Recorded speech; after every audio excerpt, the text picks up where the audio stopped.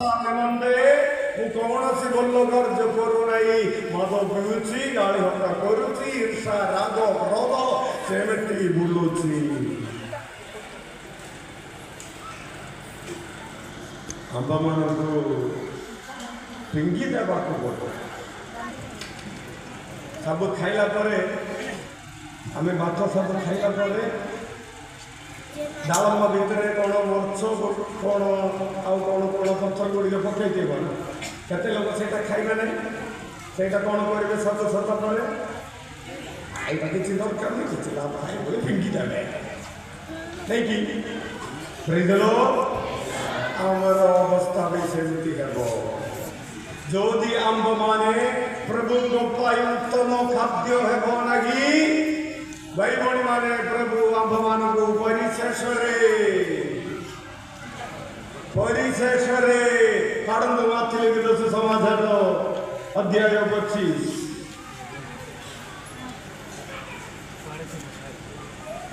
माथिली विदोष समाचार अध्याय 25 रू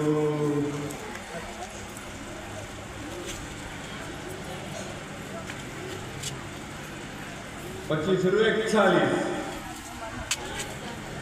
तत्पर से बाम पार्श्वस्थ लोक मानक कहे रे शापग्रस्त माने मो सम्मुखर दूर हो शैतान व ताहांकर दूत मानक निमंते प्रस्तुत करा जायथिबा अनंत अग्नि मध्यକୁ प्रस्थान कर।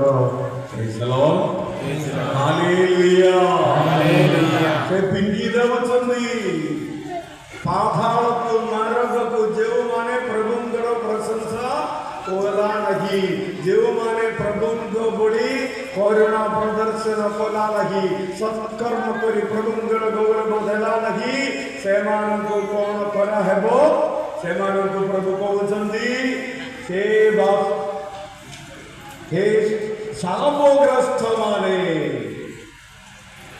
मो सम्मुख दूरे कोई शैतान ताहार दूतमानक निमंते प्रस्तुत करा जाइथिबा अनंत अग्नि मध्यକୁ चली जाओ।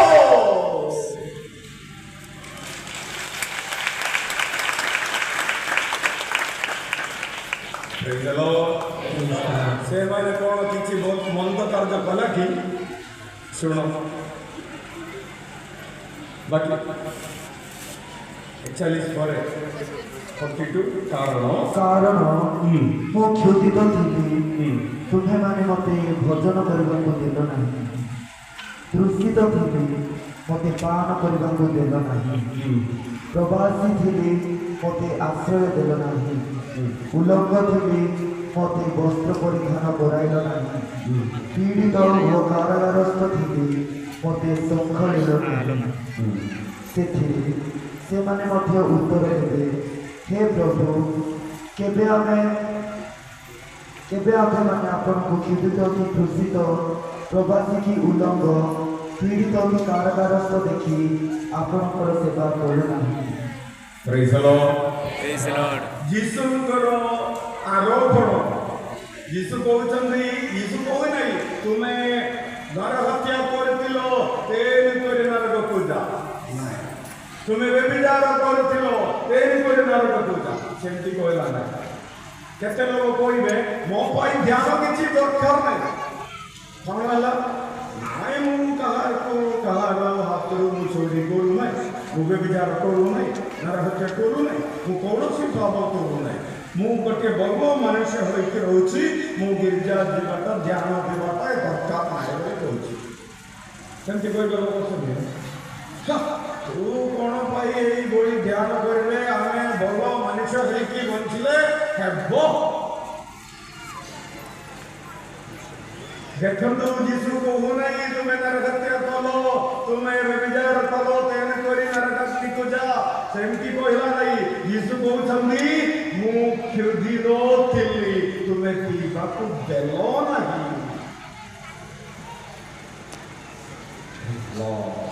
तुम्हें खराब कार्य कला बोली यीशु कहला नहीं तुम्हें भल कार्य कला नहीं सत्कर्म न कले भी तुम्हें दंडन पाइब केते लोग चिंता करछंती केवल खराब काम कले मु ସନ୍ଥନ ପାଇବି। ଯୀଶୁ କହୁଛନ୍ତି ତୁମେ ସତ୍କର୍ମ କରିବା ପାଇଁ ସୁଯୋଗ ମିଳୁଥିଲେ କିନ୍ତୁ ସେଇଟା ତୁମେ କଲା ନାହିଁ, ତେଣୁ କରି ନରକକୁ ଯାଅ।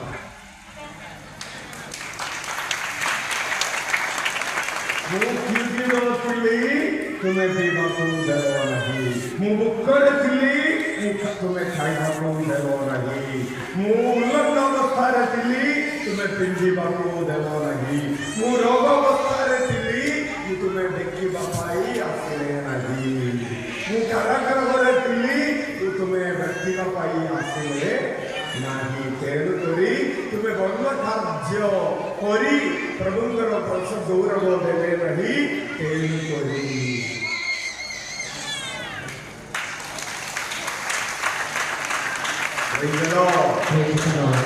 ଭାଇ ଭଉଣୀମାନେ ଏଇଟା କିଏ ଥିଲା ଯୀଶୁ? ଏହି ଦୃଷ୍ଟାନ୍ତରେ କିଏ ଅଛନ୍ତି ଯୀଶୁ? ପ୍ରତିବାସୀ ଯୀଶୁ। ଠିକ କଥା। ଯୀଶୁ କହୁଛନ୍ତି କ୍ଷୁଧିତ ଲୋକ ମମତା ଥିଲି ନାଇଁ କି ଏକୃଷିତ ଲୋକ ତାଙ୍କ ଭିତରେ ମୁଁ ଥିଲି, ତୁମେ ମତେ ଦେବ ନାହିଁ। କିନ୍ତୁ ଶୁଣନ୍ତୁ ଦେବା ଲୋକ ଯୀଶୁ ନା ଗ୍ରହଣ କରିବା ଲୋକ ଯୀଶୁ? ଦୃଷ୍ଟାନ୍ତରେ ଗ୍ରହଣ କରିବା ଲୋକ ନାଇଁ କି? କିନ୍ତୁ ଆମେ ଦେଖିବା ଜଣେ ଦେଉଛନ୍ତି ତାଙ୍କର ନାମ ବି ଯୀଶୁ ନାଇଁ କି?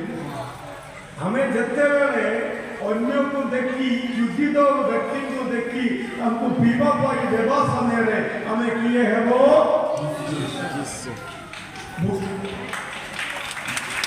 ଭୋକରେ ଥିବା ବ୍ୟକ୍ତିଙ୍କୁ ଦେଖି ତାଙ୍କୁ ଖାଇବା ପାଇଁ ଦେବା ସମୟରେ ଆମେ କିଏ ହେବେ?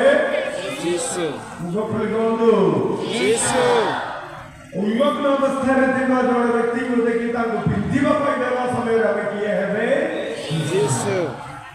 ରୋଗୀକୁ ଦେଖି ତାଙ୍କୁ ଟିକେ ସାହାଯ୍ୟ ପ୍ରଦାନ କରିବା ସମୟରେ ଆମେ କିଏ ହେବେ? ଆମେ ଯୀଶୁ ହେଲେ ସ୍ୱର୍ଗକୁ ପ୍ରବେଶ କରିବୁ। ଧନ୍ୟବାଦ ଯୀଶୁ। ଏହିଭଳି ସତ୍କର୍ମ ଆମେ କରିକି କାହାକୁ ଗୌରବ କରିବା? ଈଶ୍ୱରଙ୍କୁ ଗୌରବ କରିବା। ଭାଇ ଭଉଣୀମାନେ ଆମେ ଫେରି ଆସିବା ଯୀଶୁ ନାମ ଡାକିବା ଦ୍ୱାରା। ଏଥରକ ଆମେ ଆରମ୍ଭ କରିଥିଲୁ ଯୀଶୁ ନାମ ଡାକିବା ଦ୍ୱାରା ଆମେ ପ୍ରଭୁଙ୍କର ଗୌରବ କରିଅଛୁ। ଆମେ ଯୀଶୁ ନାମରେ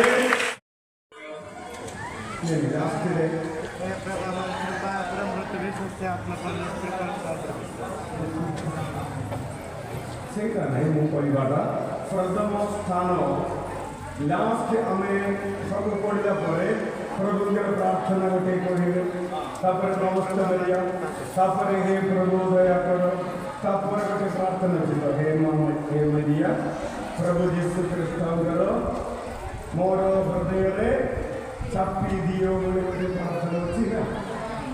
ଅଛି ଅଲଗା ପ୍ରାର୍ଥନା କି କୃଷ୍ଣପଥର ଲାଷ୍ଟ ପ୍ରତ୍ୟେକ ସ୍ଥାନର ଲାଷ୍ଟ ପ୍ରାର୍ଥନା କ'ଣ ଅଛି? ସେଇଟା କି କୃଷ୍ଣପତ୍ର ଅଛି କି ଓଡ଼ିଆରେ? ଠିକ ଅଛି। ହେ ପ୍ରଭୁ ଦୟା କର ସେଇଠି ପର୍ଯ୍ୟନ୍ତ ଅଛି, ସେଇ ତାପରେ ଆଉ କି କର ସେଇ ପ୍ରାର୍ଥନା ସେଇ ବିରୋଧ ସେଇ ପ୍ରାର୍ଥନା ସରିଲା ପରେ ଆପଣ ଦ୍ୱିତୀୟ ସ୍ଥାନକୁ ଯିବା ପୂର୍ବରୁ 21 ଥର ଯୀଶୁ ନାମ ଡାକିବେ। ଠିକ ଅଛି? ସେମିତି ଆଜି ଡାକିଲ କି ସେମିତି ଆଜି କଲେ ଯେଉଁମାନେ ପୁରୁଷ ପଦ କଲାବେଳେ ଏବଂ ମାଳ ପ୍ରାର୍ଥନା କଲାବେଳେ ଯେ ଆପଣ କରିଥିବେ ସେମିତି ଆମେ ଯୀଶୁ ନାମ ଡାକିବା ଦ୍ୱାରା ଆମର ଦ୍ୱିତୀୟ ଅନୁଗ୍ରହ ହେବ। ଆମର ସକଳ ପ୍ରାର୍ଥନା ନିମନ୍ତେ ଆମେ ଉତ୍ତର ପାଇବୁ। ଜନ୍ ଲିଖିତ ସମାଚାର ଷୋହଳ ଅଧ୍ୟାୟ ଜଣେ ସମାଚାର ଅଧ୍ୟାୟ 16-23। ସେହିଦିନ ତୁମେମାନେ ମୋତେ କିଛି ପଚାରିବ ନାହିଁ। ସତ୍ୟ ସତ୍ୟ ମୁଁ ତୁମମାନଙ୍କୁ କହୁଅଛି, ଯଦି ତୁମେମାନେ ପିତାଙ୍କୁ କିଛି ମାଗିବ, ତେବେ ମୋ ନାମରେ ସେ ତୁମମାନଙ୍କୁ ତାହା ଦେବେ।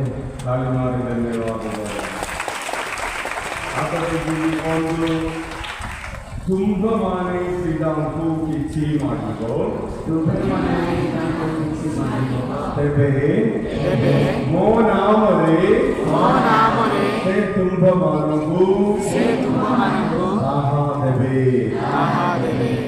ତୁମ୍ଭମାନେ ପିତାଙ୍କୁ କିଛି ମାଗିବ, ତେବେ ମୋ ନାମରେ ସେ ତୁମ୍ଭମାନଙ୍କୁ ତାହା ଦେବେ।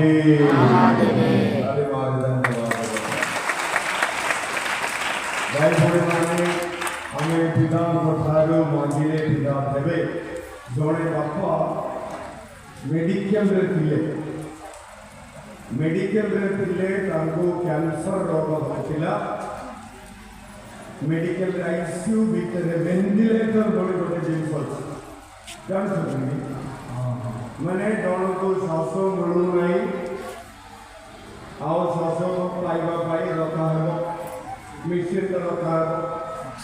ଆଉ ତାର ହୃଦୟ ଚଲୁନାହିଁ, ହୃଦୟକୁ ଟିକେ ବଞ୍ଚେଇ ରଖିବା ପାଇଁ ମେସିନ୍ ରଖାହେବ। ଇଆଡ଼େ ସିଆଡ଼େ ସବୁ ଆଡ଼େ ମେସିନ୍ ରଖିକି ତାଙ୍କୁ ବଞ୍ଚେଇକି ରଖିଛନ୍ତି। ଗୋଟିଏ ଗନ୍ଧା ପାଇଁ ଏ ମେସିନ୍ର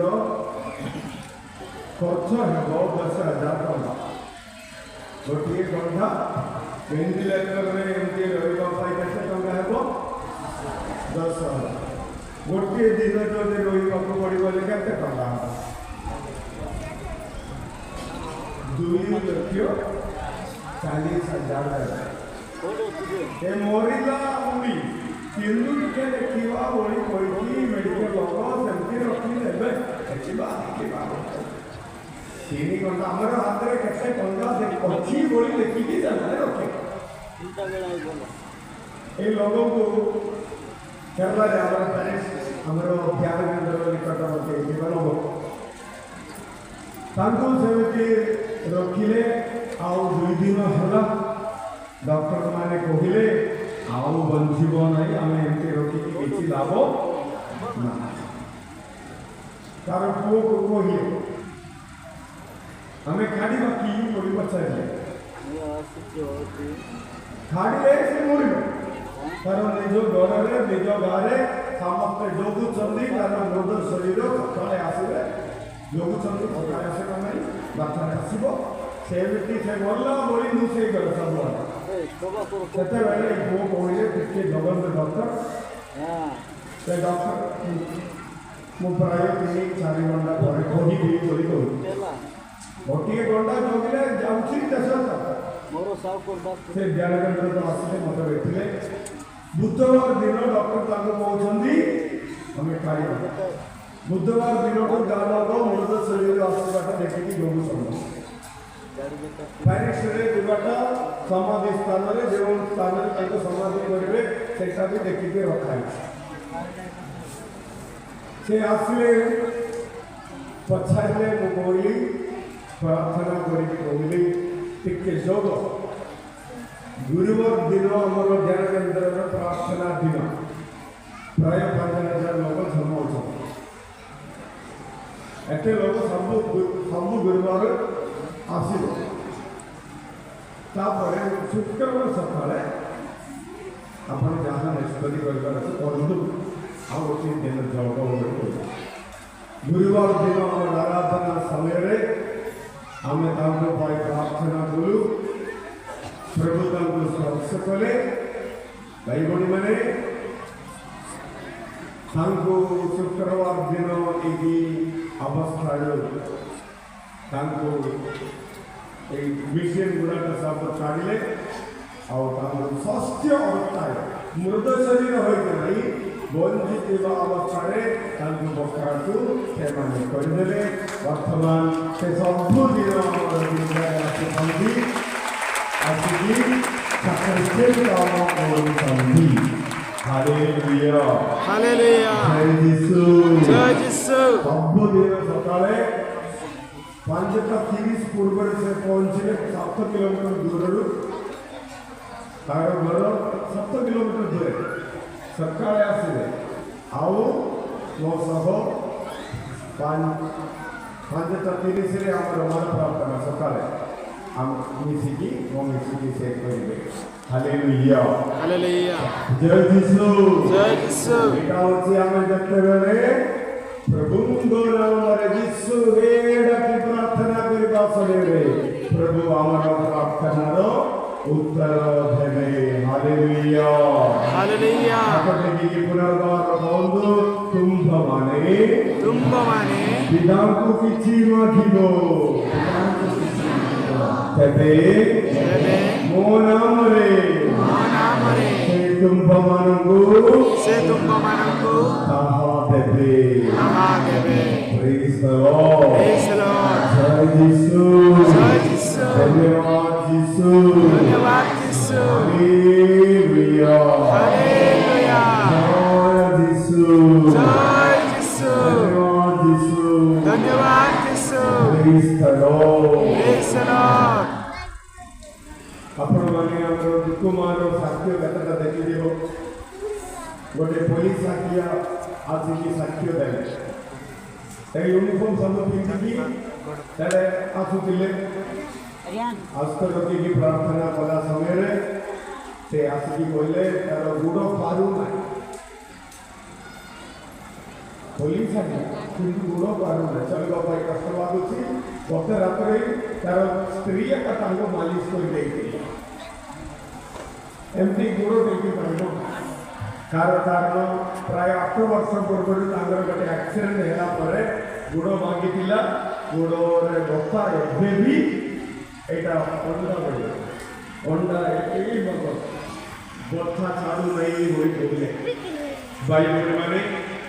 ତାପରେ ଯୀଶୁ ନାମ ଡାକିଲେ ତାପରେ ସଙ୍ଗେ ସଙ୍ଗେ ଆଉ ଦେଇପାରୁନଥିଲା। ମୁଁ କହିଲି ଯୀଶୁ ନାମ ଡାକି ଦେଇ ତାଳି ମାର ଦେଇ ତାଳି ମାରିଲେ ସବୁ କିଛି କରି ଦେଖ। ସବୁ କିଛି କରି ଦେଖିଲେ ଦୁଃଖମ ଜ୍ଞାନେନ୍ଦ୍ରରେ ସାକ୍ଷ୍ୟ ପ୍ରଦାନ କରିବା ସମୟରେ ପ୍ରଥମ ତାଙ୍କର ସାକ୍ଷ୍ୟଟା ଅଛି।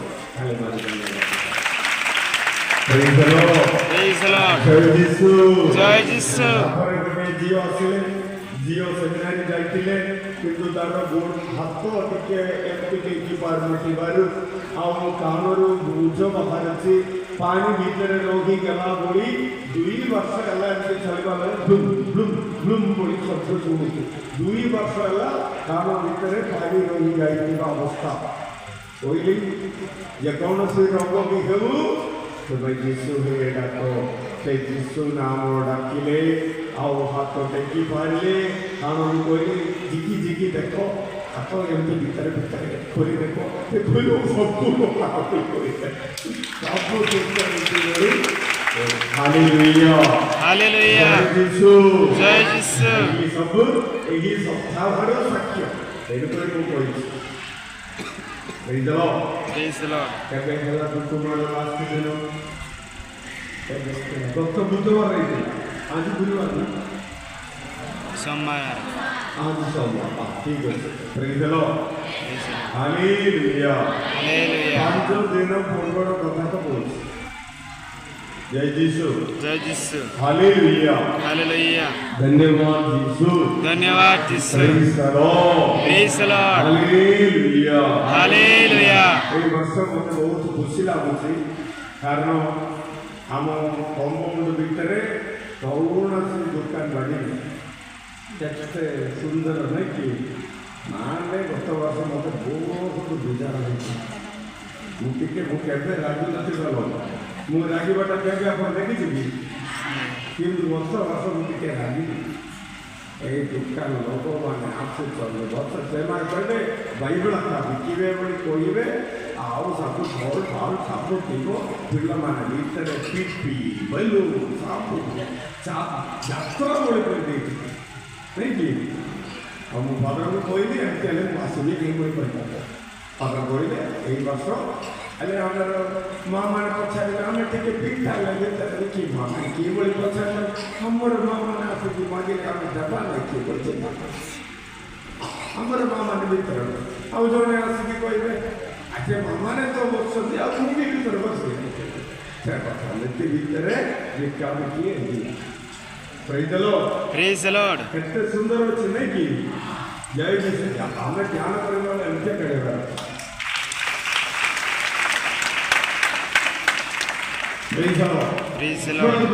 ସେଇଟା ଯୀଶୁ ନାମ ଡାକିଲେ ଆମର ପ୍ରାର୍ଥନାର ଉତ୍ତର ପାଇବ ନମ୍ବର 2 3 ନମ୍ବର ହେବ ଯୀଶୁ ନାମ ଡାକିଲେ ଆରାଧନା ହେବ ଯୀଶୁ ନାମ ଆରାଧନା କରିବା ପାଇଁ ନାମ ଯୀଶୁ ହେ ବୋଲି ଏମିତି ଡାକିଲେ କି ଲାଭ ସେଇଟା ବାବୁ ଧୋଣି ସେଇଟା ଆରାଧନା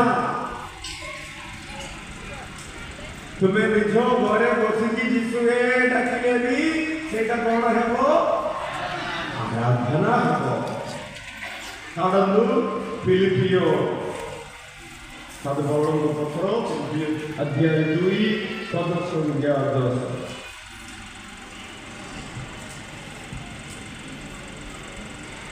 ଯେପରି ସ୍ୱର୍ଗ ମଧ୍ୟ ଓ ପାତାଳରେ ଥିବା ପ୍ରତ୍ୟେକ ଯାନ ଯୀଶୁଙ୍କ ନାମରେ ଲତ ହେବ Praise the Lord. Hallelujah. Hallelujah. Hallelujah. Hallelujah. ಒಂದು ಮರ್ತ್ಯೋ ಪಾತಾಳರೆ ଥିବା ସ୍ୱର୍ଗ ମର୍ତ୍ତ୍ୟ ପାତାଳରେ ଥିବା ପ୍ରତ୍ୟେକ ଆଣ୍ଡୁ ଯୀଶୁଙ୍କ ନାମରେ ନଦ ହେବ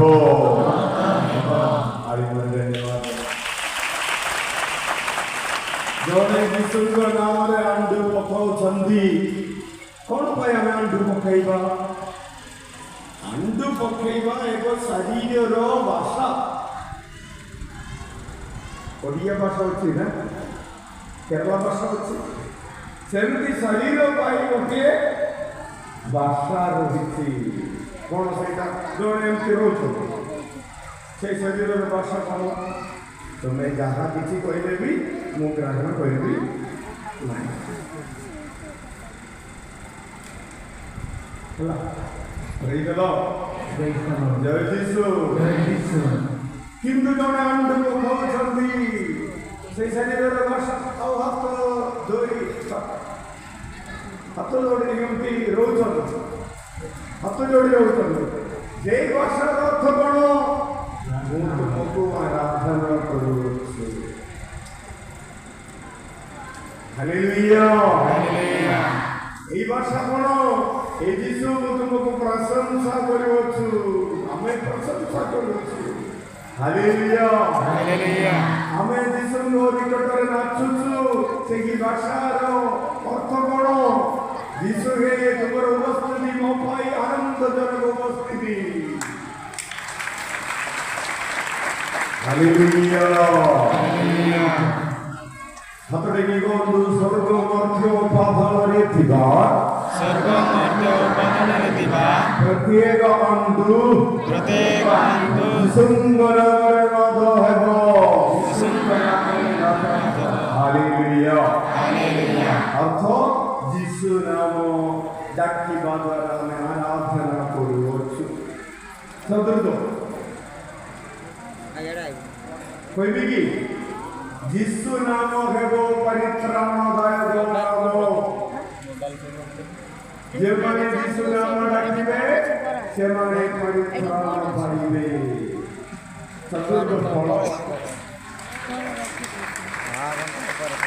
ଯେଉଁମାନେ ଯୀଶୁ ନାମ ଡାକିବେ ଛୋଟ ପିଲା ହେଉ ପୁଅ ହେଉ ଝିଅ ହେଉ ବୁଦ୍ଧି ଥିବା ଲୋକ ହେଉ ଜ୍ଞାନ ଥିବା ଲୋକ ହେଉ ଜ୍ଞାନ ଟିକେ କମ୍ ଥିବା ଲୋକ ହେଉ ଯେକୌଣସି ବ୍ୟକ୍ତି ଯୀଶୁ ନାମ ଯଦି ଡାକିବେ ସେମାନେ